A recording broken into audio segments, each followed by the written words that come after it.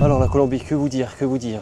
Ah, franchement, j'ai dû faire une soixantaine de pays depuis que j'ai commencé à voyager sur ces 3 dernières années. Et encore aujourd'hui, c'est l'un de mes pays préférés, si ce n'est mon pays préféré. En Amérique latine, en tout cas, c'est sûr et certain, ça l'est. Pourquoi? Par où commencer? Franchement, je saurais pas quoi vous dire. Il y a tellement de choses qui sont bien en fait là-bas, ses paysages magnifiques, sa nourriture, ses gens, le climat, la gentillesse, la beauté des femmes, la culture, franchement, tout, vraiment tout est incroyable dans ce pays. C'était d'ailleurs mon premier pays où j'ai été en backpack quand j'avais 21 ans, si je dis pas de bêtises. C'était mon premier voyage aussi lointain solo. Je me suis dit, bah, comme là j'ai 2 mois de vacances, pourquoi pas aller passer un mois en Colombie, quoi. J'avais pas vraiment d'appréhension, mais si ce n'est que mon niveau d'espagnol n'était pas incroyable à l'époque. Il était bon, mais vraiment pas fou, quoi. Pas bilingue du tout comme aujourd'hui. Mais à l'époque, c'est vrai que je parlais, j'avais des bonnes bases, je pouvais communiquer avec les gens assez facilement. Mais c'est vrai qu'il me manquait beaucoup de vocabulaire et surtout beaucoup de fluidité. Et ça, c'est dû au fait que je pratiquais pas, en fait, tout simplement. Donc voilà, comment ça s'est passé cette histoire? C'est une histoire assez folle, et assez sympa d'ailleurs. Ça a commencé quand j'étais allé au Panama. En fait, je suis allé au Panama juste avant, donc quelques mois avant, pour rendre visite à une amie qui travaille dans un resort. Et il se trouve que là-bas, en fait, il y avait 2 groupes. Un groupe plus petit qui était composé de voyageurs français, en fait, et le deuxième groupe qui était vraiment 80% de l'hôtel, c'est vacanciers latinos. Et moi, j'avoue que je traînais quand même plus avec les latinos. Pourquoi? Parce que meilleure ambiance, plus ouvert, plus drôle, les activités étaient meilleures, etc. Et surtout, c'était l'occasion pour moi de pratiquer la langue espagnole. Je me suis dit, attends, j'ai fait 10 heures de vol, si ce n'est plus, pour arriver jusqu'ici. Je ne vais pas me contenter, je vais pas rester à traîner avec des Français, tu vois. Donc dès le début, déjà, c'est dans cette optique-là, j'avais pas du tout cette mentalité de vouloir rester dans ma zone de confort, etc. Et je trouve que c'est vraiment un problème qu'on a en général les Français ou les personnes qui ne parlent pas d'autres langues, de rester en général avec les gens avec qui on va communiquer le plus facilement. Certes, c'est une facilité, mais on ne voyage pas pour ça, les amis. On voyage surtout pour avoir des expériences avec des étrangers, et c'est le plus important, moi je trouve en tout cas. Du coup voilà, je rencontre un Colombien dans le lot, et 1, 2, 3 jours passent, on traîne un peu ensemble, il me présente ses amis, je rencontre 2, 3, etc. On commence à tous traîner ensemble, et au bout de 3 jours, il me dit: ah mais mec, si tu viens en Colombie, avec plaisir, je t'hébergerai, etc. Franchement, je n'habite pas très loin de Medellín, j'habite à Armenia. Je vis qu'avec ma mère et je pourrais t'héberger, etc. avec grand plaisir. Tu pourras venir passer quelques jours à la maison. Bon, moi je me dis incroyable, tu vois, c'est rare que les gens t'invitent comme ça. Moi, j'avais pas du tout l'habitude, sachant que j'avais beaucoup voyagé en Europe, aussi en Tunisie, mais partout où je suis allé, c'était assez rare. Peut-être qu'en Europe de l'Est, c'est un peu plus comme ça, mais pas autant. En fait, moi, je me suis dit, je connais des gens à Paris depuis 10 ans, je suis jamais allé chez eux, tu vois.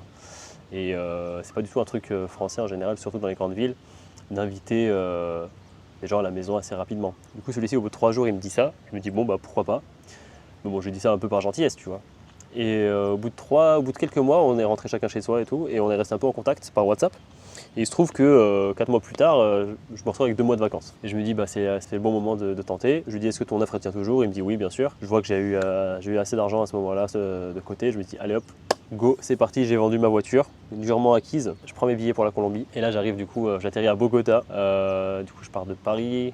Non, je pars de Bruxelles. Si jamais ça vous intéresse, il y a des techniques pour trouver des billets d'avion moins chers. Si jamais d'ailleurs vous voulez des coachings pour les voyages, c'est le moment, envoyez-moi un message en DM ou par mon mail ou en commentaire.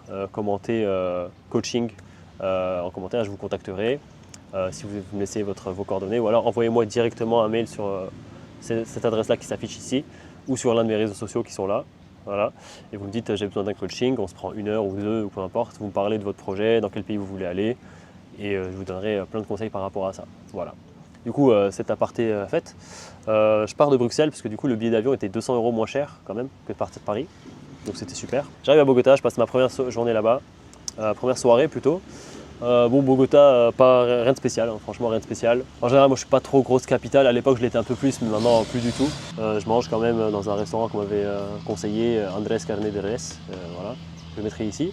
Donc voilà, la nourriture était bonne. Voilà, bon bref, le lendemain je prends le bus, j'arrive chez mon pote, et là j'étais en plein dans l'ambiance, quoi. En plus c'était juste avant le nouvel an, en plus j'allais fêter le nouvel an et mon anniversaire là-bas. Franchement ouf. Qu'est-ce que je pourrais vous dire? J'ai 1 milliard et d'histoires qui me sont arrivées là-bas. Je en ferai peut-être d'autres vidéos, des anecdotes, etc. Mais là, pour faire une sorte de résumé, bah, franchement, en vérité, déjà, si vous êtes en couple, évitez d'aller en soirée, etc. Parce que vous allez être tenté de regarder ailleurs, malheureusement. Il faut savoir que les femmes, c'est pas un mythe, sont très très jolies, très très avenantes aussi.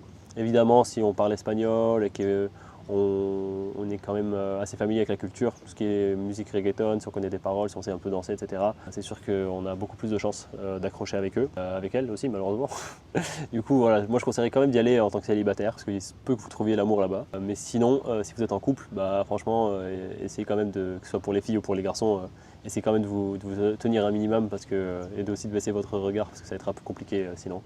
Parce que voilà, les Colombiens sont assez avenants. Il n'y a aucun mal même pour eux de vous proposer d'aller danser avec leur sœur ou leur amie, parce qu'en fait ils n'ont pas cette idée que comme on a en France, la danse est vraiment, comment dire, sine qua non au fait de séduire la personne avec laquelle on danse, même si forcément on a quand même une certaine proximité avec cette personne-là. Mais en France, c'est vrai que bon, si on sort en soirée et qu'on danse avec quelqu'un, c'est qu'on est en général quand même attiré par la personne un minimum, ou qu'on n'est pas contre qu'il se passe quelque chose. Alors que là-bas, il se peut qu'un Colombien vous dise, si vous êtes dans un groupe d'amis, ah bah vas-y, va danser avec ma soeur et tout. Mais au final, ça ne veut pas dire gère là, tu vois. Donc il faut faire un peu gaffe, parce que ça, c'est sûr que ça n'arrivera pas en France, ou du moins dans les cultures aussi maghrébines. Ça, il ne faut pas rêver, tu vois. Même africaines en général, dans les pays plutôt comme ça, où on est assez traditionnel, conservateur et tout, même si là-bas ils sont quand même traditionnels par rapport à certaines choses, par rapport à la danse, pas. Et du coup voilà, donc si vous voulez pas que votre copain il aille danser avec Miss Bogota ou Miss Medellin, voilà. Mais sinon voilà, si vous y allez en tant que célibataire ou que vous allez dans des endroits où c'est pas trop propice à ça, franchement il n'y a pas de souci. Donc, franchement la nourriture, magnifique, incroyable. La nourriture vraiment succulente, il y a plein de types de nourriture différentes comme celle-ci, tac tac tac tac, je vais vous mettre les noms. Ce qui est bien en Colombie, c'est qu'il y a aussi plein de types de paysages différents. Il y a des grosses villes comme Bogota, Medellin, Carthagène, etc. Il y a des climats froids, il y a entre 10 et 17 degrés. Donc par exemple à Bogota, il fait assez frais. Bogota, la nevera. Voilà, il y a du désert, il y a le désert de Tatacoa, il y a de la jungle, donc il y a la région de l'Amazonie. Il y a la côte, donc il y a Cartagena et compagnie, c'est vraiment bien. Là, Santa Marta, Barú, Barranquilla, donc ça c'est assez sympa. Il y a de la montagne, donc Medellín. Il y a même aussi Cali, qui est une ville un peu plus... où il fait chaud quand même, mais moi j'ai pas trop apprécié, j'ai bien aimé, faut faire un petit peu gaffe quand même, mais c'est sympa. Mais si vous kiffez la salsa, bah, c'est l'endroit à aller, parce que c'est la capitale de la salsa. Mais moi j'ai pas trouvé ça extraordinaire non plus. Il y a des endroits aussi plus atypiques, des villages comme Barrechara, il y a aussi Florida Blanca, qui est une région à côté de Bucaramanga, qui est super sympa. J'aime beaucoup cette ville qui est Bucaramanga, à chaque fois que j'y vais. Je me sens vraiment à la maison parce que j'ai quelques amis là-bas, et en plus je trouve que c'est assez sympa, c'est pas cher, c'est pas touristique et il fait quand même beau. Il y a Florida Blanca à côté où on peut aller manger des obleas, donc c'est un plus aussi. Et à côté de ça, il y a aussi des îles. Ah ouais, c'est ça qui est ouf, c'est qu'il y a aussi des îles au large du Nicaragua, si je dis pas de bêtises, au large du Nicaragua qui s'appelle il y a San Andrés Islas, donc il y a San Andrés et Providencia. Donc deux îles vraiment magnifiques. Donc c'est un petit archipel, je sais pas s'il y en a plus que deux, je me souviens plus. Dans mes souvenirs, il n'y en avait que deux, mais peut-être qu'il y en a un peu plus. Et vraiment là, tu as des paysages magnifiques avec des eaux de plusieurs couleurs différentes, comme tu peux voir ici. Ils appellent ça le Mar de Siete Colores, donc la mer aux 7 couleurs. Et franchement, c'est super beau, quoi. Maintenant, côté sécurité, faut faire attention. C'est sûr que certains endroits, faut faire quand même gaffe. Beaucoup de Colombiens m'ont dit de faire attention, qu'eux-mêmes ne marchaient pas dans certains endroits. Parfois on me prenait un peu pour un fou quand je sortais de soirée à Medellín et que je voulais rentrer au quartier de mon hôtel. C'était quoi, 10-15 minutes à pied, et je leur disais ouais je vais marcher, ils me disaient ouais mais t'es fou et tout, prends un taxi parce qu'on sait jamais, tu peux te faire braquer dans la rue. Moi ça m'est jamais arrivé personnellement, Dieu merci, mais à part ça, des remarques qu'on se prend souvent quand même. Ils disent que même eux-mêmes en tant que latinos, ils font grave attention, ils sortent jamais avec le téléphone dans la main, enfin ils le sortent très très rarement, et ils se baladent pas avec la main scotchée au téléphone, quoi. Et aussi ils font gaffe quand il y a des embouteillages. Il faut savoir que quand on est côté passager de la voiture, si on reste sur le téléphone, il se peut que quelqu'un qui passe en moto, qui vous pète la vitre, qui vous arrache le téléphone et qui parte en fait. Et vous ne pourrez pas l'attraper parce qu'il va zigzaguer entre les voitures avec sa moto, tu vois. Donc il y a un peu des trucs comme ça. Évidemment, de ne pas chercher des histoires. Enfin, moi, ce qui est bien, c'est que comme je bois pas et je suis pas du tout dans le délire de drogue et tout, ça m'évite quand même pas mal de soucis, en plus de pas mal de dépenses. Donc ça, c'est pas mal. Mais c'est vrai que la drogue, c'est assez facile d'en trouver là-bas. On t'en propose assez régulièrement et ça coûte vraiment pas cher. Mais il y a beaucoup de personnes qui sont tombées dans des histoires à cause de ça, qui se sont embrouillées avec des dealers, etc. Et là, t'as pas vraiment envie de le faire, tu vois. Il y a des gens qui sont retrouvés dans des boîtes de nuit, ils se sont embrouillés avec les mauvaises personnes, soit pour une fille, soit pour une bouteille, soit quoi que ce soit.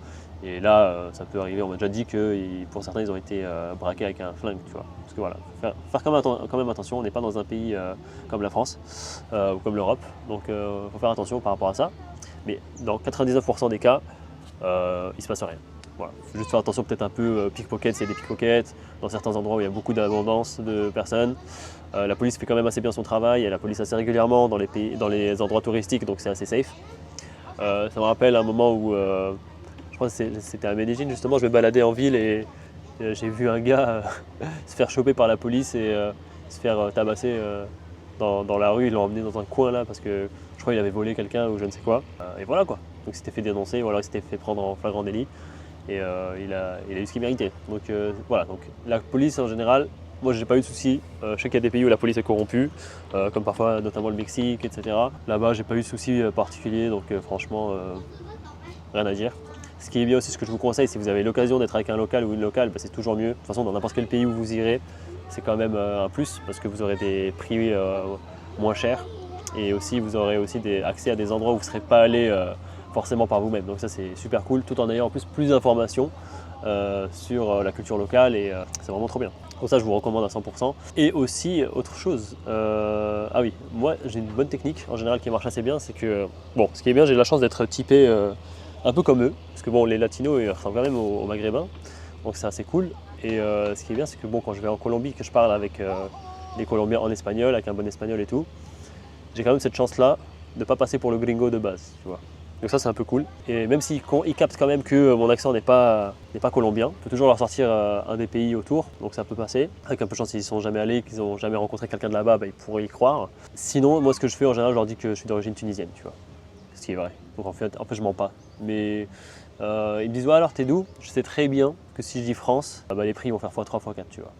Donc moi je leur dis Tunisie. Et ils me disent ah mais c'est où ça et tout, etc. Moi je leur dis ah pays d'Afrique, super pauvre et tout. Genre j'exagère grave le truc. Je grossis grave le trait et tout. Et du coup bah là je peux te dire que les prix ils augmentent pas vraiment, tu vois. Et surtout qu'eux ils ont une image d'Afrique vraiment en mode livre de géographie, en mode ouais les gens ils ont pas à boire ni à manger partout, tu vois, genre ce qui est totalement faux. Mais comme ils ont encore cette image là, dès que tu leur dis Afrique, ils sont en mode ah ouais c'est chaud, tu vois.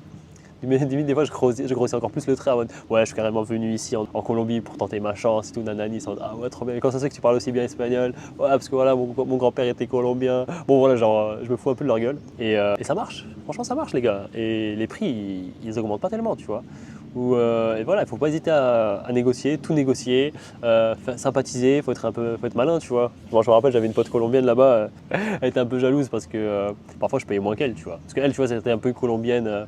Bon, elle n'était pas blindée, mais elle était quand même, ça va, à l'aise financièrement. Et elle avait un style vestimentaire quand même qui rappelait les gens de la haute, on va dire, tu vois. Elle aimait bien ça. Bon, il faut savoir que les latinos, en général, se prennent bien soin d'eux, qui s'habillent bien relativement. Mais tu sais faire la différence entre quelqu'un qui a un peu d'argent et quelqu'un qui n'en a pas, tu vois.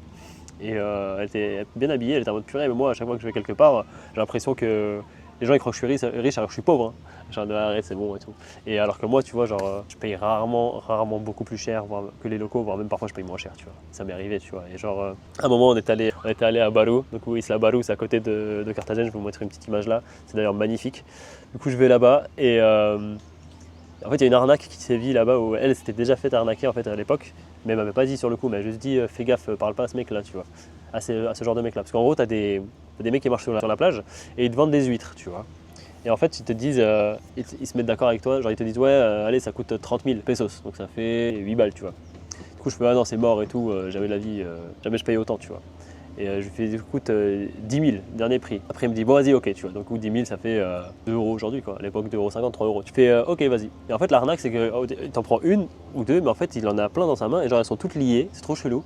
Je crois qu'il il a un rocher où il y a toutes les huîtres dessus, en fait il dit une, mais en fait dans une il y en a genre 6 ou 7 tu vois. Du coup il te les offre, tu les manges, genre, ah ouais c'est trop bon et tout, nanani. En plus tu sympathises avec lui et tout, il te fait des blagues. Mais moi genre j'étais pareil, tu vois, du coup je parlais avec lui, je sympathise avec lui, je fais ah mais c'est trop bien, alors ça se passe comment ta journée, tu rencontres combien de personnes à peu près qui achètent et tout, etc. Je lui dis écoute moi c'est 10 000, mais 10 000 pour tout hein. Il fait ouais t'inquiète, j'en mange 1, 2, 3, 4, après je lui paye et je fais allez ciao tu vois, il parie. Et alors qu'à côté il y avait genre elle était à peut-être 20 mètres ma pote là, elle était dans l'eau, elle me dit ouais tout, Nomad Sensei, fais pas ça, arrête, t'es un fou, je sais pas quoi, reviens. C'était pour mon bien. Et du coup, il part, je le paye, il part. Après, il me fait ouais, voilà, alors tu l'as payé combien? Je fais bah 10 000. Après, elle me fait quoi? En fait, elle a pas compris, elle a bugué. Elle me fait mais comment ça, qu'est-ce que tu racontes? Je fais bah, j'ai payé 10 000, tu vois. Elle me dit mais t'en as mangé combien? Je fais bah, je sais pas, 5-6. Elle me dit mais t'es un ouf et tout, comment ça se fait et tout, c'est quoi cette histoire? Moi, ça m'est jamais arrivé. D'habitude, en fait, l'arnaque, c'est quoi? C'est genre, en fait, il te propose un prix au début exorbitant, mais tu négocies. Et après, tu payes. En fait, tu te mets d'accord sur le prix. Et au final, il t'en fait manger 3, 4, 5. Après, il te dit, en fait, c'est 10 000 par huître, tu vois. Et au final, tu te retrouves à payer 6 fois 10 000 et compagnie, tu vois. Je fais, ah non, mais moi, non, je lui ai dit dès le début et tout. Moi, je paye 10 000, j'ai que 10 000 pour tout, hein. Il m'a dit, ok. Il m'a dit, purée et tout. T'as trop de la chance et tout. Si j'avais su, j'aurais mangé avec toi et tout. Abusé. Et du coup, là, il a eu trop il a eu trop le seum, mais après, voilà, c'était assez drôle. Du coup, voilà, ça, c'est une petite arnaque que vous pourriez aussi débusquer en y allant. Du coup, bien savoir ça. Et une autre fois où on était allé à Playa Bomba, donc c'est en face de Carthagène. Et là, on était en train de manger. Et là, pareil, t'as un gars qui passe, et tout, qui vendait des huîtres et tout. Et là, il me dit, ouais, vas-y, tu veux acheter des huîtres et tout. Je lui dis, bah mec, franchement, là, on va manger et tout. Flemme, peut-être après, tu vois, si j'ai encore faim. Après, il me fait, ah, ok, et tout, vas-y, pas de souci. Je lui dis, bah écoute, ça va toi et tout. Sinon, il me fait, ouais, et tout, ça va. T'inquiète, il n'y a pas de souci. Je lui dis, ouais, ça va et tout, les clients et tout, tu trouves? Il me dit, ouais, pour un peu compliqué, mais ça dépend et tout. Je fais, ok, il part. Et il revient, il me fait. Du coup, on a fini de manger et tout. Il me fait, ouais, tu veux des huîtres alors et tout, tu m'avais dit ça tout à l'heure. Je lui dis, oh, ça va et toi, ça va et tout, hermano et tout. Genre, je parle un peu comme ça. Il fait, ouais, bah alors, tu veux des huîtres et tout. Je fais, non, franchement, en vrai, là, j'ai fini de manger, je suis calé, tu vois, et ça me suffit, tu vois.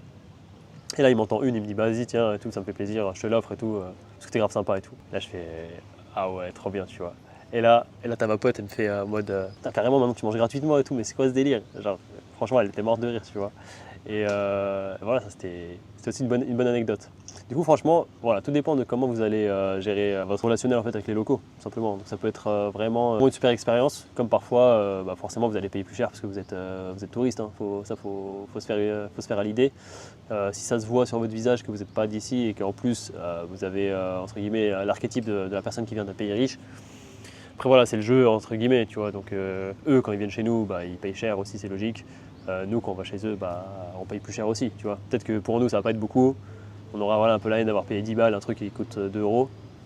Mais derrière, lui, 10 balles, ça lui change la vie et nous, ça ne change rien, tu vois. Donc voilà. Donc bien sûr, dans une mesure où vous ne faites pas plumer à des taux à plus de 400%, tu vois. C'est abusé, tu vois.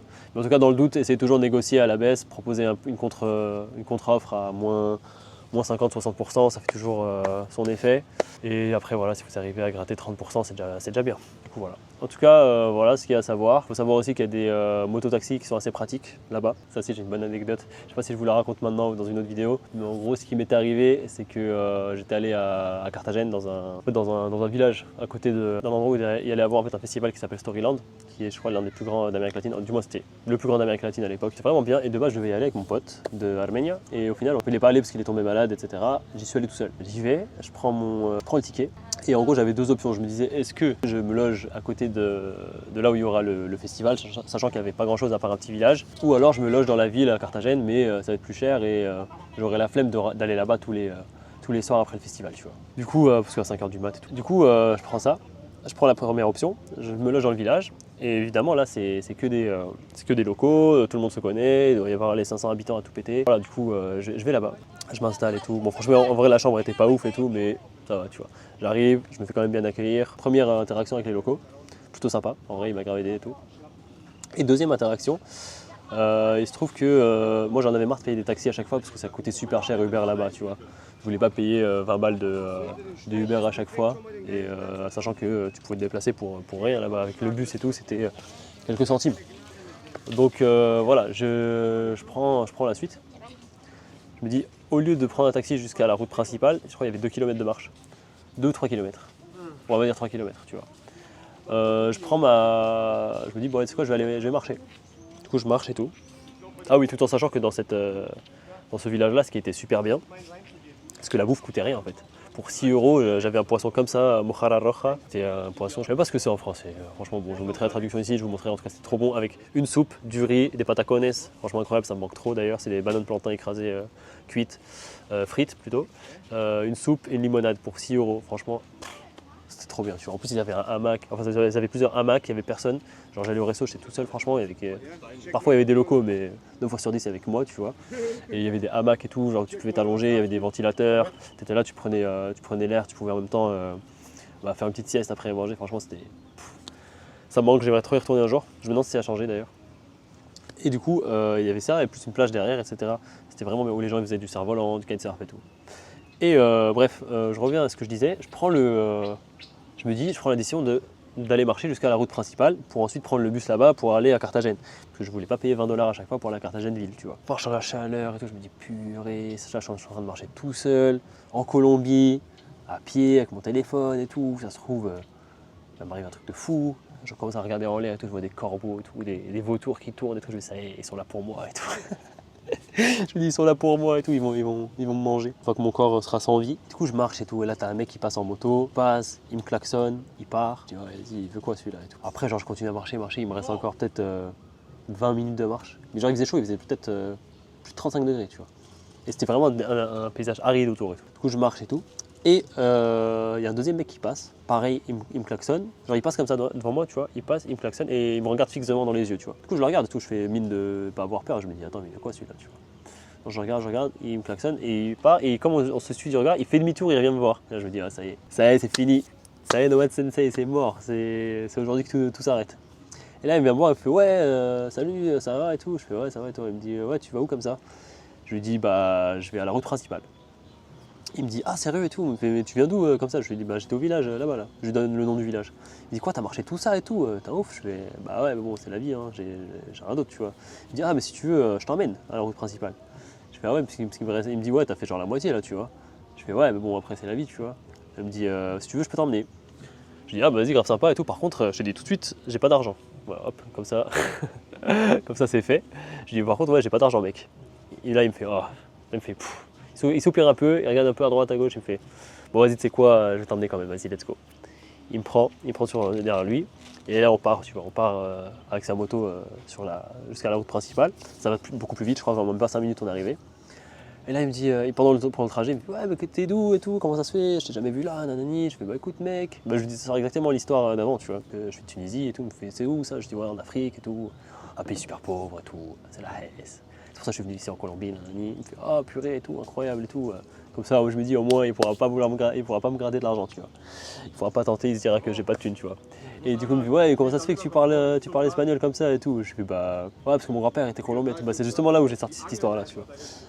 Il me dit ah sérieux, incroyable et tout, trop drôle et tout. Je fais ouais, t'as vu.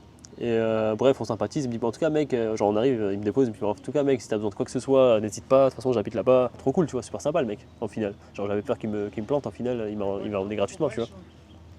Il me dépose. Et là, genre, je commence à attendre pour prendre le bus, tu vois. Genre, je commence à attendre et tout, etc. Je trouve l'arrêt. Et là, je trouve une dame qui était en train de patienter sur la route et tout. Et là, je vois, genre, en fait, t'avais une seule route. En fait, t'as qu'une seule route qui va vers Carthagène et c'est que 2 voies. Du coup, le soir, t'as des bouchons, mais c'est impossible, tu vois. Et en fait, un trajet qui te prend 20 minutes quand c'est vide, ou 30 minutes, ça te prend 2 heures, tu vois, quand il y a les bouchons, parce qu'il n'y a que 2 voies et impossible de passer. Du coup, j'y vais et tout. J'attends, je vois l'arrêt de bus, je demande à la dame. Ouais, salut, je fais bonjour et tout. Je parle en espagnol. Est-ce que c'est par ici et tout pour prendre le bus pour aller à Carthagène? Elle me fait ouais, c'est exactement ici et tout. Elle me dit mais j'espère que t'es pas pressé. Je fais pourquoi? J'aurais été vers 16 h, tu vois. Elle me dit bah je sais pas mais j'aimerais bien arriver avant le coucher de soleil quoi pour voir un peu la plage, tout le coucher de soleil et tout. Visiter un peu la ville tant qu'il fait jour. Elle me dit ah mais là c'est mort et tout. Le bus il va arriver dans l'heure là mais ça mettra plus de 2 heures pour arriver jusque là-bas. Il y a trop de bouchons à cette heure-ci. Je fais quoi? Je fais purée mais c'est quoi ce délire et tout. Et là, elle me dit, bah en fait, elle me dit, bah pourquoi, si t'es pressé, elle me dit, pourquoi tu prends pas une moto? Et je lui ai dit, j'ai pas d'oseille, tu vois, genre, je sais pas ça coûte combien de louer une moto et tout, j'en sais rien moi. En plus, qui dit que j'ai le permis? En l'occurrence, j'ai le permis, tu vois, mais elle me dit ça de but en blanc, tu vois. Je fais, ouais. Elle me dit, non, mais pas louer une moto et tout, t'arrêtes les mototaxis. Je fais, c'est quoi ça? Elle me dit, bah tu vois tous les mecs qui passent en moto. Et là, elle me montre en fait des gars qui passent en moto. Elle me dit, ils ont toujours 2 casques, parce que la plupart des gens là-bas, ils avaient des scooters. Et certaines personnes avaient des motos. Elle me disait, bah, en fait, toutes les motos, genre ils ont 2 casques en général, tu leur fais un signe de la main, genre ils te klaxonnent, tu leur fais un signe de la main, ils s'arrêtent, ils t'emmènent où tu veux, tu vois. Et pour pas très cher en général. Je me dis bah c'est bénef, tu vois. Et je fais sérieux, du coup en fait c'est là où j'ai compris que c'est pour ça que le mec il m'avait klaxonné tout à l'heure, parce qu'en fait il me disait ouais est-ce que tu veux que je t'emmène, tu vois. Je savais pas. Et là je fais ah ouais mais moi avec mon accent et tout ils vont multiplier les prix et tout. Elle me dit t'inquiète pas, tu sais quoi je vais demander à ta place, je vais m'arranger avec lui. Elle me dit normalement c'est peut-être 1000, 2000, mais peut-être qu'il te fera payer 3000 ou 4000, mais voilà, tu vois, tu paieras pas plus que ça. Bénef, tu vois. Je crois que c'était 1 euro, 1,50 € quoi. Au lieu de 20 balles, je suis chaud. Elle me dit t'inquiète et tout, je t'arrange ça. Du coup, il y a un mec qui passe en moto, elle lui fait signe et tout, il s'arrête. Elle lui dit ouais, il y a mon pote. Elle me dit, je crois qu'elle lui dit carrément je suis son cousin. Elle dit ouais, il y a mon cousin, ou le fils de ma soeur, ou peu importe mon neveu, il veut aller à Carthagène, tu peux l'emmener et tout. Et il lui fait ouais et tout, ouais, pas de soucis et tout. Et il lui dit 3000. BNF, tu vois, genre même pas un euro. Et là, je fais bon, bah vas-y, super cool et tout, super sympa, merci beaucoup. Il me dit ouais, de rien, guapo et tout, genre, bref, super sympa. Je monte derrière lui, il me dit ouais, tu veux arriver vite ou t'as peur que je roule lentement? Je fais mec, fais comme tu veux, moi ça me dérange pas, si tu veux rouler vite, roule vite, tu vois. Et au final, genre au lieu de 2 heures de route, bah, on a mis ouais, même pas une vingtaine de minutes, tu vois. Parce qu'en plus en moto, bah, c'était plus rapide que la voiture, tu vois. Du coup, excellent, franchement, c'était trop bien. Et encore une fois, voilà, c'est une anecdote vraiment cool que j'ai eu en Colombie et c'est ce qui a permis aussi à forger mon amour pour ce pays-là et que je vous recommande en tout cas à 2000% si vous avez l'occasion d'y aller. Franchement, tous les potes à qui j'ai recommandé d'y aller, ils ont kiffé et c'est devenu leur pays préféré, ils se sont retournés, etc. Moi je suis allé 2 fois dans ma vie, donc la première fois 5 semaines d'affilée, deuxième fois 3 semaines d'affilée. C'est là-bas où j'ai vraiment amélioré mon espagnol et que je suis devenu vraiment bilingue.